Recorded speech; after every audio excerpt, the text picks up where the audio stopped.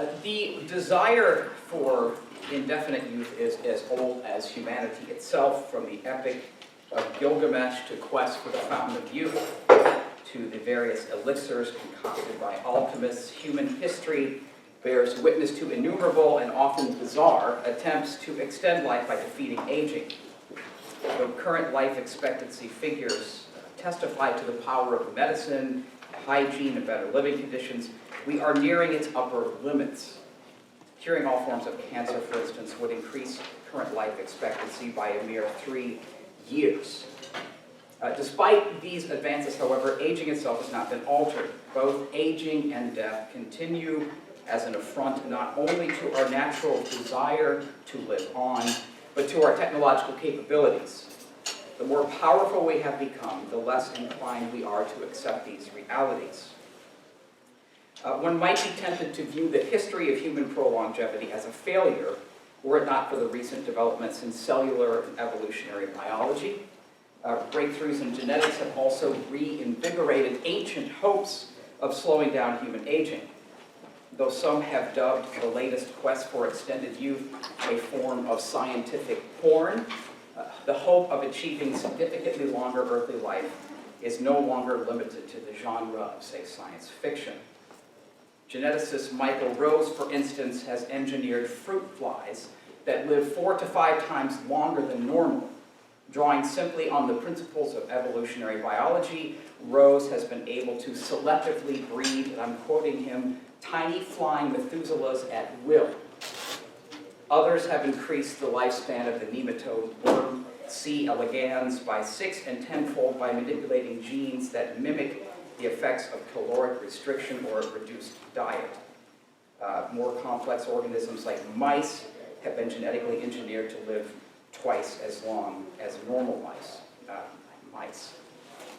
And last year, the FDA approved the first human study of the age-retarding effects of a well-known diabetes drug that has proven effective on worms and mice. The study, dubbed TAME, Targeting Aging with Metformin, will investigate the effects on several thousand people, older Americans, who suffer from cancer, heart disease, or cognitive impairment. Many hope that metformin will enable us to live into our hundreds in a relative state of health. So the latest chapter in the history of pro-longevity has once again renewed hopes that aging will soon yield to our technological efforts. Though this narrative might be viewed as a series of failures, it may also be interpreted as a story of indefatigable hope. The Christian tradition, too, knows of hope, as Michael reminded us, joined in a triad with faith and love. But this hope, however, is of a different nature than the hope for an indefinitely, or at least sufficiently longer life. So the question I want to consider concerns the nature of these two hopes, the hope for longer earthly life and the theological hope. Specifically, how does Christian hope as a theological virtue qualify our natural hope for longer life, which enlists our technological capabilities? What, for instance, does the theological virtue of hope bring to a Christian critique of slowing aging? I will do this by engaging the work of Joseph Pieper, entitled On Hope, who, with his characteristic depth, unpacked the Christian understanding of hope when virtue ethics was receiving renewed interest among philosophers and Christian ethicists. But before doing this, however, I want to consider the nature of the hope that animates current attempts to slow aging. Here, I think it will be useful to begin with the work of Francis Bacon, who, in arguing for a new scientific methodology, initiated the modern quest to extend life by slowing aging. Moreover, Bacon's view of hope may be taken, I think, as emblematic of the hope for longer life that animates much of contemporary science. So Bacon, spurred in part by a return to an exclusive literal interpretation of Genesis, believed that the time was right for a new scientific methodology by which we might once again recapture pre-lapsarian lifespans enjoyed in the golden age of the biblical patriarchs.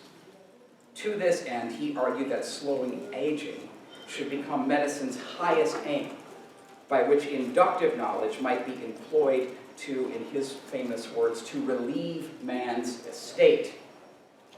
Quoting him now, "For although we Christians ever aspire and pant after that land of promise, meanwhile it will be a mark of God's favor if in our pilgrimage through the wilderness of this world, these our shoes and garments, I mean our frail bodies, are as little worn out as possible." But Bacon cautioned Christians against gazing too intently into the mysterious glories of heaven, lest we, in his words, esteem long life too lightly. Bacon's fear of becoming sidetracked by the glory of heaven reflects a dualistic vision of this earthly and heavenly hope. On the one hand, he confessed, and I'm quoting again, "All hope is to be employed upon the life to come in heaven," unquote. He immediately follows this up by insisting that while on earth we are far better served by placing our hopes on what can be seen. Taking his cue from Ecclesiastes 6:9, "Better is the sight of the eyes than the wandering of desire," Bacon warned against any earthly hope that relied on imaginations and wanderings of the mind. While he shared this stoic suspicion of hope as being light and unsure, or as a potentially useless flight from reality, he also feared that this kind of hope would impede true progress. Quoting Bacon again, "There is no hope except in a new birth of science," unquote. That is, a focus on the particulars of nature. Indeed, an important goal of his work, Novum Organum, was to render hope in scientific capabilities reasonable. Over the next several centuries, Bacon's confidence in human power to direct the course of nature, rooted in the hopes of inductive investigation, would be joined by a chorus of Enlightenment thinkers. Whether or not Bacon's hope for the life to come had any discernible impact on his hopes for science and longer life, subsequently thinkers were largely freed up from the burden of having to situate this hope within the Christian narrative that looked to the resurrection and hoped for it. Hope in human power would continue to flourish. The French philosopher Nicolas de Condorcet, for instance, believed that preventative medicine would eventually banish contagious illness and disease, leading to significantly longer life. He envisioned a time of human perfection when the average span between one's birth and death would have no assignable value. The unrealized hopes of his generation were readily projected onto future generations. Hope in posterity, which was essentially hope in human capabilities, would make up for the current deficiencies. Confidence in human control over aging would reach a near fever pitch in the early 20th century writings of the American author and physician Charles Asbury Stevens, who set up the first laboratory in America dedicated to the study of the mechanisms of aging in hopes of slowing it down. Significantly, Stevens proclaimed this as the new hope, quoting him again, "the hope of salvation from sin and death by natural means," unquote, a hope founded upon the growth of scientific knowledge. Now, the hope that animates contemporary attempts to slow aging can be described as a thoroughly anthropological hope, deeply rooted in human technological capabilities and animated by a vision where the timing of one's own death becomes a matter of the will. Now, the designation of this hope as anthropological should not be read as a placeholder for morally suspect. There's nothing intrinsically wrong with placing hope in human capabilities or the performance of others. I mean, I might hope, for instance, that my surgeon is well-trained and that she finished at the top of her class and wasn't out drinking the night before my surgery. I might hope that the Cubs management has finally assembled a roster worthy of the World Series. But that's a different theological question. As such, the hope for longer life through technology is not necessarily wrong. Yet, from a Christian perspective, we must consider how theological hope might qualify our earthly hopes for extended youth. Before turning to Pieper's reflections on hope as a theological virtue, it will be useful for us, useful for me at least, to offer a brief account of Christian hope, including some of the challenges and ambiguities in bringing this hope to bear on the quest of slowing aging. I think, though, it is proper to speak of hope as natural to humankind, as Michael reminded us, a core feature of what makes us human. Hope in the Christian tradition confesses God as both the giver and the object of hope. This hope is of a different order than anthropological hope. John Webster has noted that hope, theological hope, is first and foremost the person of Jesus Christ, before it is even a set of attitudes and undertakings by those who put their hope in him. 1 Timothy 1:1. As such, this hope has been also revealed. Theological hope is a gift of grace from God. And Augustine famously defined hope as the power of the Holy Spirit working in us, cultivating an expectancy of the promises of God that are grasped by faith. Oliver O'Donovan has also observed that the assurances such hope offers are not based on the present, for hope represents a possibility that lies beyond all possibilities. Though we can hope to see our 100th birthday, notes O'Donovan, a typical list of possibilities would not include, I'm quoting him here, the lion eating straw like the ox and the child playing safely on the hole of the cobra, unquote. While theological hope works within us from without, being a gift of grace, it also, however, calls for a human response. Theological hope is both a gift and a command, something to be seized and celebrated. This hope points us to the future of Christ's visible return, and it enables us to confess that the world's history and economy are governed by God's economy of creation, reconciliation, and renewal. Thus, this Christian hope is also a resurrection hope, as Paul reminds us in Colossians. And this eschatological dimension of hope will inevitably have some bearing on our hopes for wanting to engineer longer life. So bringing theological hope to bear on the project of slowing aging may not produce a definitive yes or no, and for a couple of reasons. First, theological hope is capable, as we will see shortly, of accommodating a variety of responses on this particular issue. And second, the particular activities that hope engenders are admittedly somewhat vague. I will address these two briefly before finally getting to Pieper. So for some, the hope of resurrection renders slowing aging deeply suspect from the beginning. Richard Sherlock, for instance, interprets the desire to incrementally extend this life as a practice rooted in the hope of technological potential and animated by the fear of death. And I think he may be right. As such, it is antithetical to the hope that comes from Christ, he claims. In light of the resurrection, Sherlock sharply questions whether we should put extensive resources into life extension technologies or fanciful immortality research. Though appreciative of the gains of modern medicine, he sees in these life extension projects, I'm quoting him now, a hopelessness that is alien to Easter, unquote. However, Jürgen Moltmann has also asserted that Christian hope, which he too calls a resurrection hope, should protest against suffering, including death.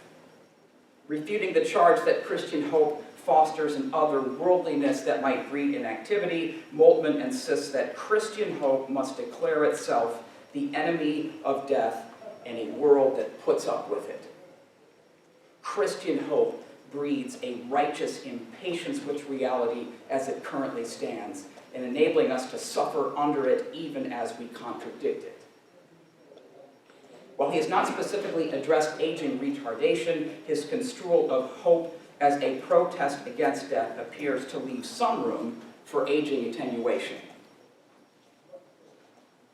A final example is Gilbert Meilander, who readily grasps the tension between these two positions. On the one hand, theological hope reminds us that there is no amount of more of the same of this life that can fulfill our deepest longings of our restless hearts, which have been fashioned by and for the God of inexhaustible goodness and beauty. Christian hope for beatitude is not and cannot be a desire for more of this life. On the other hand, he asserts, and I'm quoting, that we should be able to understand the thirst that drives research aimed at retarding or even overcoming the aging process, unquote. Given this moral ambiguity, Meilander then turns to other concerns, how a longer life might impact, say, generativity, having children, what a longer life might do for our abilities to cultivate patience, and what it means to have a complete life. So there's a variety of responses here that hope seems to accommodate. The second and related challenge of bringing theological hope to bear on slowing aging concerns the type of activities that hope engenders, such as watching, praying, and waiting. Augustine, for instance, noted that hope prunes our desire for the world, while Aquinas asserted that all prayer for earthly goods should be in reference to the hope of eternal happiness. Other activities of hope include hastening, courageous endurance, preparedness for action, and generally an immoderate life marked by charity. But theological hope might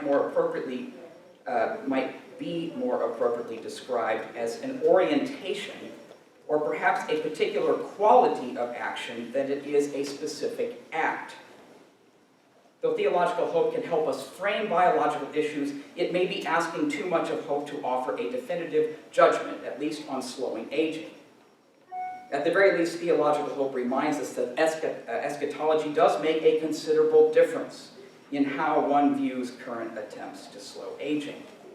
Recognizing, for instance, the naturalistic assumptions that inform aging retardation helps us appreciate the urgency with which this project is being pursued. For if death marks the end of existence, hoping as waiting is unconscionable. Because there is nothing to wait for, hope must be rooted in human power. Here perhaps is an instance where Christian hope makes evaluating slowing aging actually more challenging as it frames the issue differently than naturalistic systems of thought. So working within the tension of natural hope for more of this life and the hope in the promises of God for the next, I think we'll be aided somewhat to reflect on this middle area by reflecting on the insights of Joseph Pieper, who treats hope as a theological virtue which defines the very structure of our existence and inculcates what he calls a spirit of youthfulness. And his insights here will be used to make a few brief, unsatisfying observations about slowing aging as it relates to theological hope.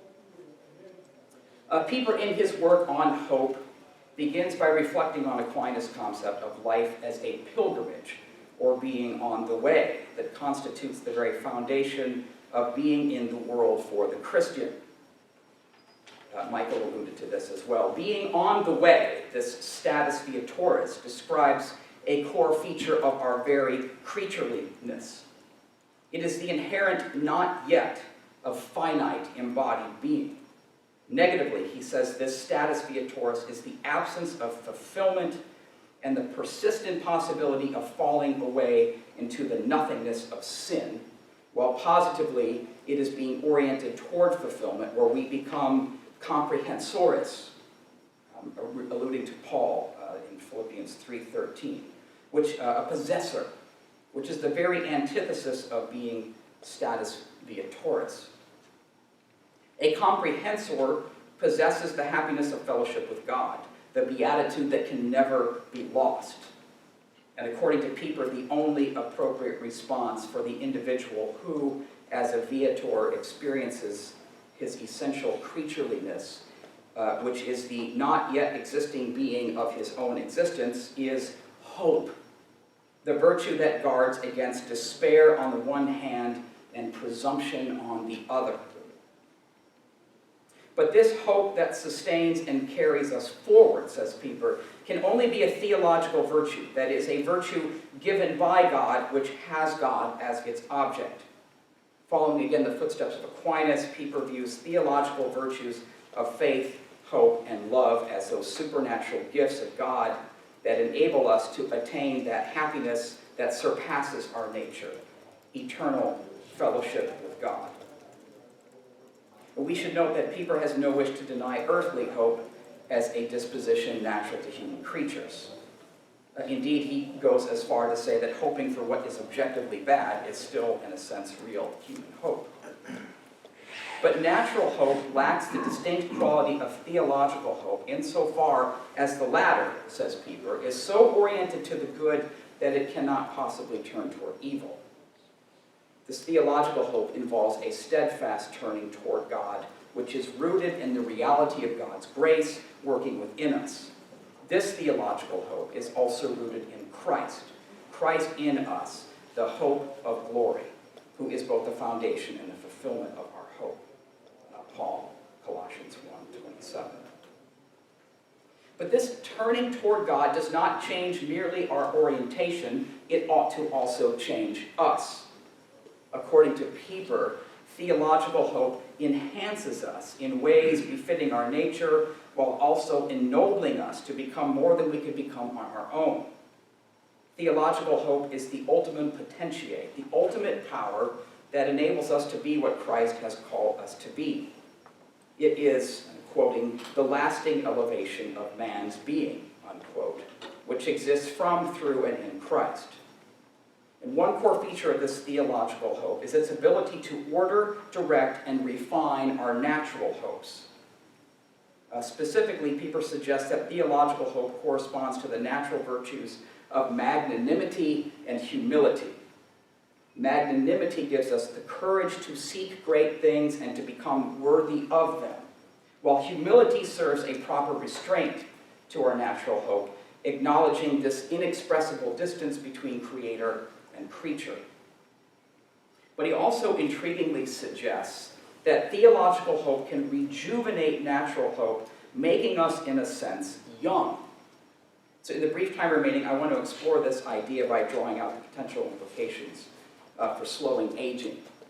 This figure of youth, notes Pieper, is the eternal symbol of hope.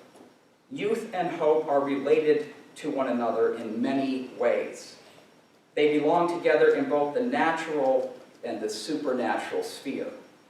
In the natural sphere, hope naturally blossoms with youth, when one's past is short and the future is long and inviting. In the words of 80s alternative band Timbuk3, the future's so bright, I gotta wear shades. In old age, however, the not yet is much shorter than the has been. The future has come and gone. Old age naturally turns to the has been, which is no more. Hope can grow weary. It can wither as our youth withers. Though we may, in the words of Koheleth, rise with the bird's song, our own songs grow faint. In short, the young are naturally full of hope, but as we grow older and our life grows short, this hope can grow weary. Theological hope, on the other hand, can rejuvenate natural hope, a term which literally means to make young again, a term that he deliberately chose for this purpose. For this hope is not bound by natural youth, but is, quoting him now, actually rooted in a much more substantial youthfulness. How can this be? This hope can come only from God, he says, who bestows on us an entirely superior not yet, that is distinct from the failing strength of natural hope. Theological hope literally reframes our lives. It is not just about attitude, but ontology. Supernatural hope reorients us by giving us such a long future that the past seems, by comparison, rather short, however long and rich our lives. But not only does this supernatural hope enable us to wait patiently for that not yet, but it also rejuvenates our powers of natural hope in this life. Perfect. Though he doesn't provide specific examples, Pieper points to the lives of countless saints who, through their, quoting, enchantful youthfulness, were active in the world as builders and founders. Thus, notes Pieper, here I'm quoting again, nothing more eminently preserves and founds eternal youth than the theological virtue of hope. It alone can bestow on man the certain possession of that aspiration that is at once relaxed and disciplined, that adaptability and readiness, that strong-hearted freshness, that resilient joy, that steady perseverance and trust, that so distinguish the young and make them lovable. Unquote. This gift of supernatural hope leaves its mark on human nature at a much deeper level than mere natural youth. For this supernaturally grounded youthfulness is rooted in and emanates from participation of the life of God, who is not only younger than us, but closer to us than we are to our own selves. That comes from Augustine. God is much younger than us. I need to give him credit. According to Pieper, the youthfulness of the Christian who longs for eternal life cannot be touched by aging or disappointment or the withering of natural youth. For though the outer man is decaying, the inner is being renewed day by day. In fact, he finds in the paradigmatic words of Job the point of his entire book. Though he slay me, yet I will hope in him. For those words triumphantly proclaim the youthfulness of the person grounded in supernatural hope against all destruction. And he goes on to note that in an age increasingly influenced by this superficial cult of youthfulness, Job's confession gives us a glimpse of the highest pinnacle to which the hope-filled youthfulness of those who entrust themselves to God can soar. So what in the world are we to make of Pieper's claims here? I think we ought to discern something more substantive than the truisms, "You're as young as you feel," or 70 is the new 60, though I hope that's the case. Spawned by a natural and understandable hope for longer life. For the theological gift of hope, which Pieper speaks, is indeed rooted in God's own being. But I don't think he's embracing a kind of ethical idealism that privileges the mind over the matter either. For, as he makes clear, Job's confession, made in the depths of despair and at the doorstep of death, could hardly be construed as a flight from death's reality. Indeed, in his other work, Hope and History, he acknowledges or asserts that any hope that fails to acknowledge the reality of death and physiological decline cannot be theological hope. So with these thoughts in mind, here come the brief concluding thoughts with regard to slowing down human aging. First, I think it's proper to speak of though it is proper to speak of the technological project of slowing aging as a project founded on hope. Humanity and human capabilities appear to be both the source and the object of this hope. As such, slowing aging is not a project informed by the virtue of hope, by which we are enhanced, ennobled, and enlivened to follow Christ, even as we acknowledge the reality of death. For theological hope involves a perfecting of our natures that the technological project of life extension can know nothing or knows nothing about. Second, in light of the youthfulness impressed on our hearts and minds by the Spirit of hope, we may wonder whether slowing aging, which creates a sense, and indeed a false sense, that our earthly not yet is greater than our has been, might actually foster a heightened sense of care, anxiety, and caution that lead us to shy away from certain tasks and generally diluting our actions with a kind of tentativeness. I wonder if a longer life by this means might make us more adverse to taking on tasks where the risks of failing spectacularly are high. The perception of having more time might indeed squelch this kind of sanctified recklessness that is so natural to the young, and the youthfulness that theological hope engenders. In other words, without the virtue of hope, we might grow old even as we remain biologically young. Conversely, we should not underestimate the power of theological hope to accommodate longer lives through aging attenuation. Theological hope may be just the virtue required to help us navigate a potentially longer life by shaping us in ways that help us guard against these character-distorting assumptions that we've actually created longer earthly lives at our own bidding. The hopeful practices of the Eucharist, which orients us to the greater eschatological celebration along with prayer and waiting, may help guard against the danger of becoming old, should technology enable us to remain young. So long as these practices keep us mindful of Job's declaration of hope in the face of profound loss and death, we might too display a youthfulness that accords with our younger bodies. But finally, I think we must also remain open to the possibility that theological hope, even now, might refine our natural hope for longer life through slowing aging. Though it may one day be possible to take a supplement that renders us less susceptible to aging, theological hope cannot rest on this hope. As Meilander reminded us earlier, there is no amount of more of the same of this life that can satisfy our deepest longings. For only God can, in the words of Augustine, catch the heart and hold it still. Perhaps the greatest lesson is for right now, while biological aging is still inescapable. For in our present state, the virtue of hope reminds us that youth need not be wasted on the young.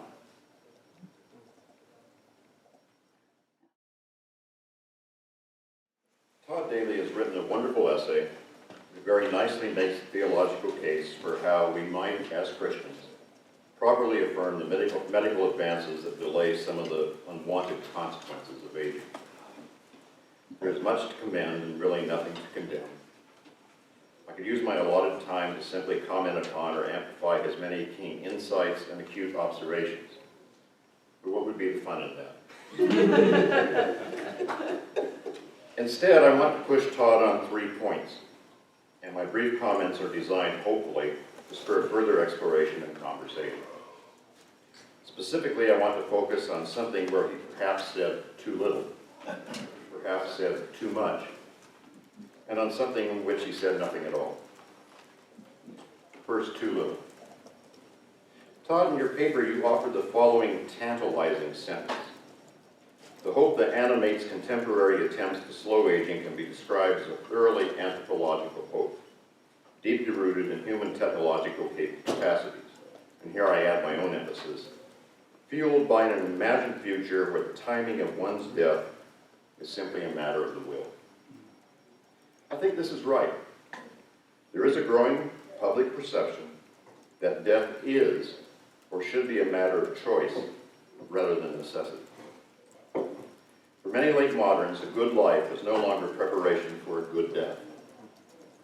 Rather, it is living a life as one wills, a sense of security that one can control its end. Hence the growing appeals to a so-called death with dignity through schemes such as physician-assisted suicide. Since our lives are artifacts of the will, then so too are deaths.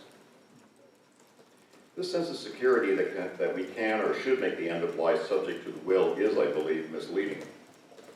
But from where did this deceptive perception of death as an act of will come? Is it simply part of the late modern project to assert mastery over nature and human nature? Consequently, if we cannot yet overcome death, then we can at least control its means and timing. Is it a final, defiant gesture against the ultimate constraint against the will? Or does death as an act of will mark a fearful reaction against medicine's success at prolonging life? Late moderns, or at least many of them, do live longer, but they also often die slowly and in peace. So is death as an act of will also a reaction of fear to medical treatments that only exacerbate the worst features of an unwanted fate that cannot yet be mastered? And what is the effect of this perception on the practice of medicine? To oversimplify, is the purpose of medicine to enable patients to construct a desirable death, or is it to help patients come to terms with this necessary fate?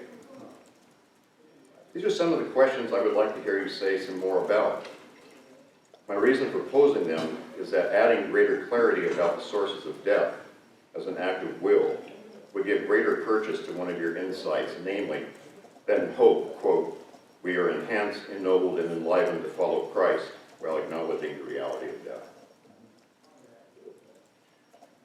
Too much. Youthfulness.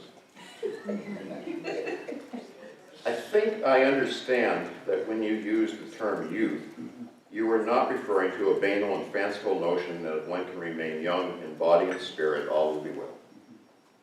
Rather, following your use of St. Thomas and Pieper, to be youthful is more akin to embracing and enjoying the wonder and joy of creation, an orientation that can and should be undertaken at any age. Or to invoke Hannah Arendt's principle of natality, to be properly youthful is to anticipate that something new can actually happen. But we think and we write against the background of particular cultural milieux, and I am not convinced that you have taken sufficient account of the dangers of late modernity before launching your youthful crusade. Despite your insightful qualifications on what youthfulness might mean, I fear that given our present cultural setting, you may be somewhat like a firefighter who inadvertently tosses petrol on a raging fire. Why my fear? For late moderns, I think youth is coming to mean a period of protracted protection and entitlement. We seemingly have a duty to always and everywhere protect our youth from physical harm, emotional anxiety, and distasteful ideas. And our youth, in turn, believe that they are entitled to these protections in perpetuity. As many articles and books have documented, many young people are incredibly risk-averse.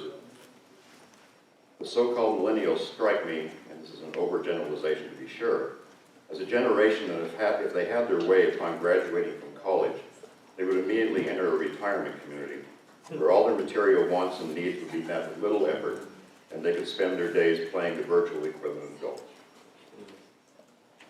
Now, in other words, it's an old warning as a teacher. What I say is often not what is heard, and why the qualifications on you. To be clear, I'm not arguing that we should willfully inflict physical harm, emotional anxiety, or distasteful ideas upon the young. But we also do them no favor by encouraging the perception that they are entitled to be protected from ever encountering them. I am not convinced that humans can flourish in the absence of risk. I think this is especially pertinent in respect to medical care and aging. The purpose of medicine is not to protect us from the physical and emotional challenges that accompany aging, but to help us come to terms with them. In short, medicine is not a practice of entitled protection.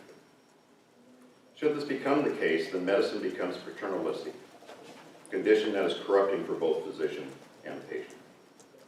Ultimately, physicians advise and assist patients in assessing and dealing with the risks that are inherent to aging. So Todd, before tossing youthfulness out to late moderns, don't you first need to say something about how the true youthfulness you describe is related to or conjoined with the wisdom gained through experience? In other words, is there such a thing as youthful wisdom? Moreover, since genuine hope is predicated upon true youthfulness, don't youthful elders need something like wisdom to discern the difference between hope and fantasy? Okay, now what you didn't say. I know it's unfair to take you to task for something you didn't say. But I'm nonetheless, No, it's not. Go ahead. well, I'm nonetheless going to commit the sin because I think it is actually germane to the topic of your front paper. I will pose my final comment initially as a question. Is mortality a good? Is it good to be mortal? The reason I raise this is that God did not create human beings as immortal creatures. The loss of immortality is not punishment for original sin. Adam and Eve could have been sustained indefinitely because of their perfect relationship with God. It is the rupture of this fellowship that brings death into creation. Death is, therefore, the enemy, but it is not conquered by the immortality of endless time, but by resurrection into timeless eternal fellowship with the triune God.